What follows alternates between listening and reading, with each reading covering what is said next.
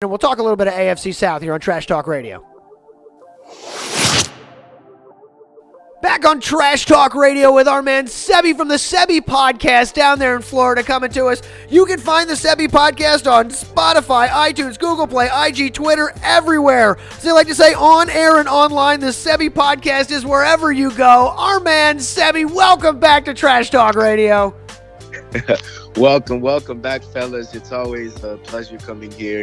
The Guru and Lestro, you guys have to be one of the more dynamic duos in the industry for sure. Look at this guy. He knows how to flatter us, man. God damn, you keep going. We don't love it. We do not love it. Keep going, though, man. Yeah, that's exactly it, man. Flattery will get you everywhere. Now we got to take it easy on Seby. God damn you. Right, dog. I had all these nasty things to say, and then he does that. So, we love him. We love your show. We love your podcast as well. I got to tell you, man, it's great having you on here. You know, we are doing our NFL previews. Guru's going through here, and we are here on the AFC South, and we were like, who better to help us talk about the AFC South than you? So happy to have you here. I'm going to actually let Guru start on this one out because let's review when we last left our heroes in the AFC South. It was Texans on top of the division, Colts right behind them, both of them making the playoffs, and then Titans at 9-7, and the Jaguars fall to 5-11. Brutal division though, and coming forward. Where are we now, Guru? Was it the Texans that won it or the Colts? It was the Texans at 11-5, Colts at 10-6. Okay. Both made the playoffs. Yeah. Absolutely. So the AFC South. Last year when we had this conversation, I still remember your quote last year. I said that division was going to be highly competitive. It's going to be a dogfight. And right now, it's going to 2019 is one of the best division. I mean, they got it all. If you're looking about a different type of styles in the division, different type of coaches, different style of quarterbacks, you have everything you're looking for in this division. And it's going to be another dogfight. But as always, man, it always starts from what I always say, from the luck himself. And Seby, I don't know if you agree or if you don't agree, so I'll go with you on this one. I think when you think about the South, every time you think about from the Peyton Manning days, you always not in the Colts, and now you got Andrew Luck. You always start with the Indianapolis Colts. Oh, yes, absolutely. And you brought something up very interesting. This division right here is probably the best division that nobody talks about. You can legitimately say that all four teams in this division can actually make the playoffs. The Titans are always there. Last year, it went down to the last game between them and Indianapolis to make the playoffs. And then obviously Texans had a great year. And we expect a better Jacksonville Jaguars season with the addition of Nick Foles. And so this division is going to be really tough. But of course, you can't start by not talking about the Indianapolis Colts. They've done a very good job from ownership to GM to coach since the Peyton Manning days. And now the continuity with a full off season with Frank Wright and Andrew Luck. We expect bigger things, and I don't want to spoil it to you guys, but Andrew Luck is my MVP this year, and I'm picking him, and I expect eye-popping numbers, like video game numbers, 40-plus touchdowns, a low interception ratio. I love what they did. Obviously, they lost Dontrell Inman and some other key pieces, but they brought in impact players. Justin Houston from Kansas City and also Devin Funchess. And so I think that right off the bat, you already got T.Y. Hilton, who's a speedster on the outside. Marlon Mack is an excellent player in the backfield as well as the passing game as well. And so, like I said, this Indianapolis team is going to be a force to reckon with in the AFC South and maybe in the entire conference as well. I don't disagree with you that they're a force to reckon with and they've had the great continuity at all. But let's be honest. This is a team that's gotten kind of like lucky injuries twice, that's helped set them up. And this time is no different. It was actually the Andrew Luck injury that him keeping him out for as long as he did, that's kind of set them up for this to have the team that they're ready to go forward with now, right, Guru? Absolutely. That year was a debacle for the franchise, but which was expected. It was a processing year, so they had a high draft. This gave them opportunity to draft Quentin Nelson to help to solidify the offensive line. Right, and that's a guy they never get. This is an injury that you never want to happen. You don't want your quarterback. You don't want it to happen to anybody. But it works out in this team's favor going forward. So Guru, obviously, do you agree with Seby on the Colts here? Is this the team? Absolutely, this is definitely the team for many reasons Seby mentioned. And just to add a couple more, like I do believe offensively that I think the Indianapolis Colts have the best offensive line in football. You know how I feel about offensive line, and I think as far as run blocking, pass blocking, and everything that, and just being in the just having the same offensive line togetherness and just that unity. So I do believe this is the best offensive line in football. And just another year with Frank Wright and for Andrew Luck. And in my opinion, and I just put this up there in my Guru's film room, go check it out on Instagram, I think Marlon Mack will lead the NFL in rushing this season because of the offensive line in front of him. So, and defensively, I think they're outstanding. Obviously, Jennings is a beast, a linebacker, outstanding. It reminds me of a Derrick Brooks. And I think Hooker at the back end at safety, he's an all-pro type talent, and I think he's really going to step up and just have an excellent season. So, this is the NFC South goes through Indianapolis. So I agree, and don't bank on them starting 1-5 last year. I think the mesh with Frank Wright and Andrew Luck took them some time, but we saw after week 6 they won 10 of their last 11, including the playoff game. So this Indianapolis team is red hot, and I expect them to transition that to this season as well.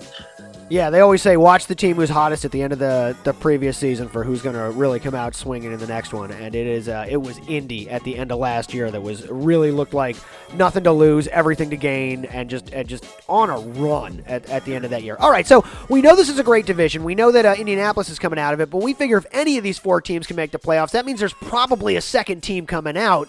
Guru, who do you got as the second team coming out of this division? Who's finishing second? Oh man, this is when it's gonna be a knockdown drag out, man. I think we are gonna naturally say it's gonna be Houston because that's what it's usually been. In numerous years it's been Houston. And it's hard not to pick them. It's hard not to, but I'm actually not gonna put the Texans as number 2. I won't give them that, man. I think the Texans are gonna take a step down a little bit. And you know who I'm gonna put out number 2? I think the Jags. Big Dick Nick. I think Nick Foles and company. I think the Jags is set up perfectly. I think basically this is a last hurrah year for a lot of those players this season because a lot of those guys are trying to get that check, especially led by Jalen Ramsey. So those guys are looking to they're going to make some big-time plays. And I just think the Jags will just a Nick Foles away from actually being a 10-5, a 10-6, 9-7, just in that marginal playoff mix. And I also think the Titans are going to be it's a big year for Mariota. So I just want to go to Seby. And what do you think about the second? Who do you think is going to be the second team in that division? Hang on a second. I just imagine you say they were a Nick Foles away. What you mean is they were a competent quarterback away. Because now with Bortles gone, this is addition by subtraction in the biggest way. And obviously, as an Eagles fan, it's a Big Dick Nick. You getting him on that team. As far as I'm concerned, he can do no wrong. Super Bowl MVP, Nick Foles, the greatest backup quarterback in the history of backup quarterbacks. I think this is the swap out. You got to bring a guy into this team because the rest of the team is there. We've been talking about them for years, and it's a competent. Jacksonville. Exactly. So they were a competent quarterback away. So, Seby, what do you think? Two great minds think alike with the Guru. So I'm actually agreeing with them. I think I have the Jags finishing second.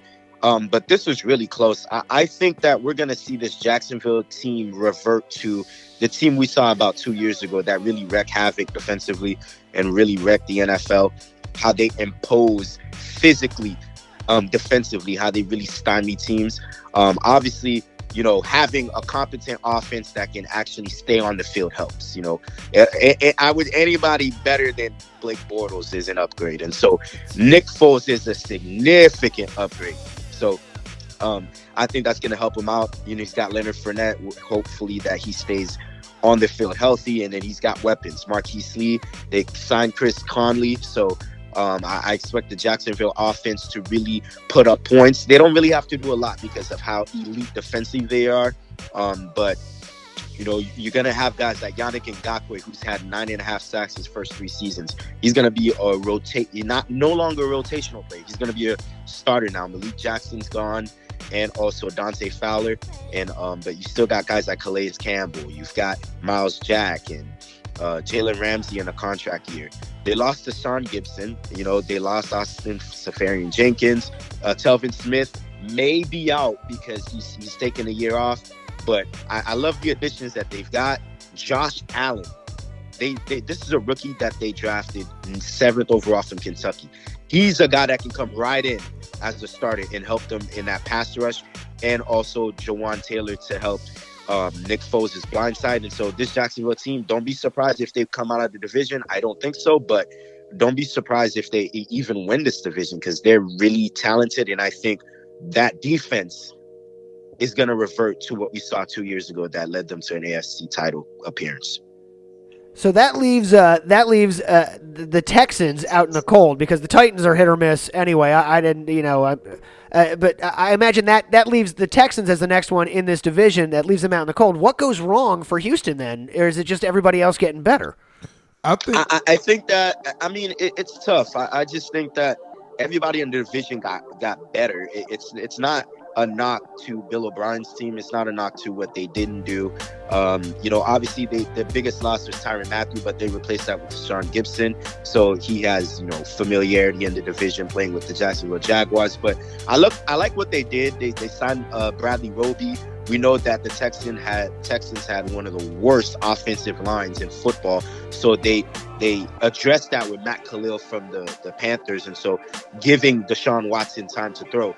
But for some reason, you lose Kareem Jackson, you lose Tyrann Mathieu, you lose Demaryius Thomas, Kevin Johnson. That's a lot to really bring back. And even as talented as the Texans are, across the board in their roster, they've got some incredible athletes. But that's just a lot of key pieces to lose, and then the key additions to kind of get acclimated. So I think they're going to take a little step back. Guru, does that sound right to you? Absolutely. I just think for numerous reasons, I think the Texans are just climax. I think they hit the peak with Tom O'Brien. I think he's just one of those situations. Like I mentioned this a couple when he got Deshaun Watson. What makes Watson so special is he makes off-scripted plays. He makes those off-scripted plays. And Tom O'Brien's offense is based on scripted and timing and execution. And I just don't like that marriage. They're successful in the sense they win or whatnot, but I don't like the long-term marriage of those two styles. Just the way their stylists play. And I think that's just one of the reasons. I think they climax, they hit the peak. I think there got to be a change. If they're smart, they'll do it sooner than later. All right, so that leaves us with the Titans there. Anything we need to know about this team, Guru, or we just hope for Titans fans maybe? The Titans definitely, they're trying to be the Colts of the South. So they in the process, they say do or die for Mariota because we don't know what they're going to do with Mariota. It's just right now, there's just a little question mark right now for me with the Titans.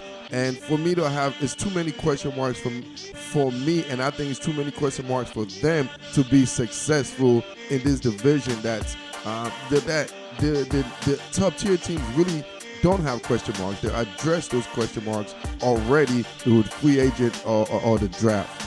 What about you, Seby? Final thoughts, just brief thoughts on the Titans. Well, the most important position in NFL nowadays is quarterback. And so if we rank the top 4 quarterbacks in sequential order in the AFC South, we would go Andrew Luck is the best, right? Then you could flip a coin toss between Nick Foles and Deshaun Watson. And either, Ryan Tannehill, who they picked up from the Miami Dolphins, or Mariota would come last. Yeah, right? they'll last either way in that. We would all agree. And so point blank period. They've got by far the worst quarterback in the division. I do like the fact that they picked up an edge rusher. Cameron Wake has been very productive for the Miami Dolphins for years, and so I think that's going to help him out, especially with Brian Orekpo leaving. Adam Humphries in the middle, in the slot, definitely going to help them as well. But, I mean, we don't know if Mariota's going to start. Do we really trust Ryan Tannehill? And in this division, No. I mean, you're going up against Deshaun Watson. You're going up against Andrew Luck. You're going up against Nick Foles, guys that are not afraid to throw the ball vertically and put up points. And so you're going to need a quarterback to put up points. You can't dick and dunk every time with Mariota and dick and dunk with Ryan Tannehill, as talented he is. And so it just comes down to me there. I think defensively they'll stay in ball games. You know, Mike Vrabel comes from that Patriots tree, and so he knows what he's doing as, you know, a competent coach. But at the same time, I mean, this, like I said, this division is loaded, and so you're gonna have to put up points and keep up. But on the scoreboard with guys like Watson, Luck, and Nick Foles, and I think it's gonna be tough for them. Yeah, Luck's not going to be with that team. He's going to be on the other one, and he's going to be beating them. Okay, so we got 3 questions that we always have here to end out the previews. 3 quick ones. Just give us brief answers on both of these to both you guys. Guru, I'll start with you. What's the best off-season addition in this division? I think the biggest impact in off-season acquisition is the acquisition of Nick Foles. That's the game changer. What about you, Seby? Nick Foles, hands down. I mean, 4 years, $88 million. I actually think, guys, I like, as much as I like Carson Wentz, the best availability is availability, and that's always been a question mark for him. So even Philadelphia may be sorrow that they let Nick Foles go, but I mean, by far, it has to be Nick Foles. I mean, this guy can possibly change the entire landscape of this division, and I think, like I said, I'm big on the Jacksonville Jaguars. I think they can really make some noise in this division. As an Eagles fan, we are sorry to see him go. You're crazy if you're picking him over Wentz. All right, who is the best player in this division? Guru. Best player in this division, I think, is Andrew Luck. Andrew Luck's best player. Seby, it's got to be, right? Yes, it's got to be Andrew Luck. Spoiler alert, he's my MVP this year. Andrew Luck, I think when healthy, is a top 5 quarterback in the game. I mean, there's nothing this guy can't do. The only thing knock on him, you can probably say that he doesn't like to slide or get out of bounds, or he's one of those daring and bold quarterbacks. He'll throw in double and triple coverage, but the guy can make every throw. He can throw outside the numbers, inside the numbers. I mean, tight windows. Just a special talent, and so by far it has to be Andrew Luck. All right, and finally, what's our breakout or sleeper? Whose name are we going to know by week 5? I mentioned it earlier, Marlon Mack. I'm really looking for a huge year. I mean, a year that is going to be a national, everybody's going to know my name year, NFL leading rusher year. I'm writing this down for my fantasy draft. Yes, Marlon Mack. He had an outstanding last year. He played about 12 games, almost reached 1,000 yards. But one thing I always look for, 4.7 yards per carries, and 9 rushing touchdowns. So that's huge in only 12 appearances. So I'm looking, this year is going to have a full year to be the starter. I'm looking for Marlon Mack to be a big time productive player. All right, Seby, real quick for us, who is going to be the breakout player? Whose name are we going to know by week 5? I've got 2. I've got one in Marquise Lee. Obviously, that bad injury that he got from Jacksonville. He was really building rapport and coming into his own with Blake Bortles. Now with Nick Foles, we've seen Nick Foles in that Philadelphia offense really blossom with young receivers, guys like Nelson Aguilar and others. And so I think Marquise Lee is set up for success, especially vertically downfield with the speed that he has. And then for the Indianapolis Colts, I think it's going to be Devin Funchess. You know T.Y. Hilton's going to get double team. You know he's going to get all of the assignments of the defense, and so that's going to present some opportunities for Devin Funchess in the passing game. And if you're open, Andrew Luck is deadly, and he'll give you the ball. And so those are the 2 guys that I'm going with. And there it is, your AFC South preview for the season. As they say here, put your money on who, Guru? The Luck. Put it on the luck, right? Ride with the luck on this one. Take Colts and the Jags to come out of this division this time. Big Dick Nick, I love it. All right, Seby, thank you for joining us here. Tell everybody where they can find you. Definitely there. You guys can find us in all streaming social media platforms, marketing pages on Instagram and Twitter. You can find our radio show on Google Podcasts. iTunes, and Spotify. And then, of course, our show hosted by myself and Miss Aaliyah on YouTube at Seby Podcast. You guys all know, whether you're listening on air and online, Seby Podcast is wherever you go. All right, man. Thank you so much for joining us here on Trash Talk Radio. We will talk to you again. Yeah, no problem, no problem. I like stirring it up and cooking up with you guys, the Guru and Lestro, and the Guru knows all, right? Guru knows all. I know just a little something, man. Just a little something, man. It's like a reflex. Seby, thanks a lot, man. Yeah, no problem. You guys have a great evening.